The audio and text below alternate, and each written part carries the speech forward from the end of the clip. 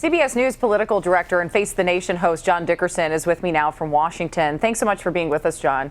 Sure thing. Happy Easter. Happy Easter to you. I want to go ahead and ask you, Ted Cruz standing by his call for police to patrol neighborhoods with Muslim populations around the United States, despite criticism from top law enforcement officials around the country. Why do you think he's taking this new hardline approach?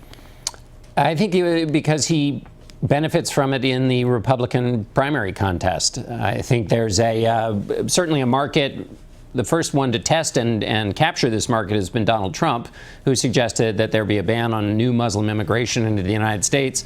He was denounced by everyone from Dick Cheney to House Speaker Paul Ryan.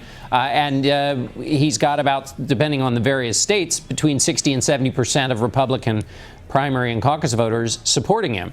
So the view of the people who are participating, and it's a sliver, but the people who are participating in the primaries and caucuses in the Republican Party is different than the view of the elites in the foreign policy and police portions of the party. So it helps Ted Cruz to have this position. If we were in a general election, it would be a little bit more little different. Yeah, of course. Speaking of Donald Trump, very extensive piece in the New York Times this weekend about his foreign policy views. Did we learn anything from the article? We learned a great deal. He, like everything else, he's got a kind of deal maker's view of the world. So further commitments in the Middle East for the United States are contingent upon the countries there pulling their weight. That's certainly Barack Obama would agree with that general principle. It's just that Donald Trump would have them be paying the United States. He would do things like make oil purchases contingent on the Saudis participating in various fighting forces. He would leave the Middle East and create what most experts would see would be a vacuum that Iran would probably fill. In Asia, he talks about allowing Japan and South Korea to perhaps get nuclear weapons, which would most people think destabilize relationships in that region. Introducing more nuclear weapons into the world is usually something people frown upon. So his views are quite different than the consensus that has kind of existed in the middle there, with both conservatives and liberals. Kind of, there used to be something called a foreign policy consensus.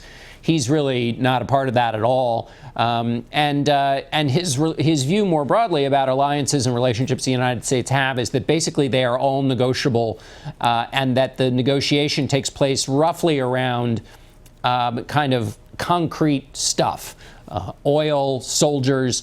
But that this kind of theories of foreign policy that have existed since the Cold War and indeed through the Cold War, that the kind of theories that keep these relationships going and the reason they need to be maintained, he basically doesn't sign on to most of those. I want to go ahead and pivot a little bit here, too, because the GOP terror conversation seemed to get a bit overshadowed this week when the war over wives, as some people are calling it, broke out. One thing we saw in that was that Ted Cruz started really hitting Donald Trump harder than he had all campaign.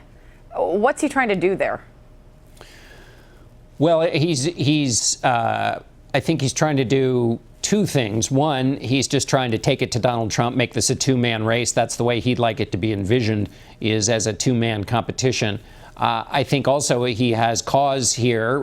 Donald Trump published a picture to his wide and vast audience, an unflattering picture of his wife. And so he was reacting as a husband might. And then I think finally his argument that he's trying to make more broadly is that Donald Trump would be in a general election toxic because of the way he treats women. So I think he was trying to do a lot of things there. I have to ask you, though, it seems like when Jeb Bush and Marco Rubio tried to hit Trump hard in the campaign, it ended up hurting them more than it hurt Trump. Could we see the same thing here now with Ted Cruz? Sure, absolutely. Donald Trump in the Republican contest has changed the way the ball bounces in politics. And so under the old-fashioned and traditional rules, you might think that taking on an opponent's wife, and this was, to unfortunately go over this ground again, Donald Trump was responding to something from an anti-Trump super PAC, which has no affiliation, known or otherwise, to the Cruz campaign. But nevertheless, he took it as an opportunity to then attack Ted Cruz directly.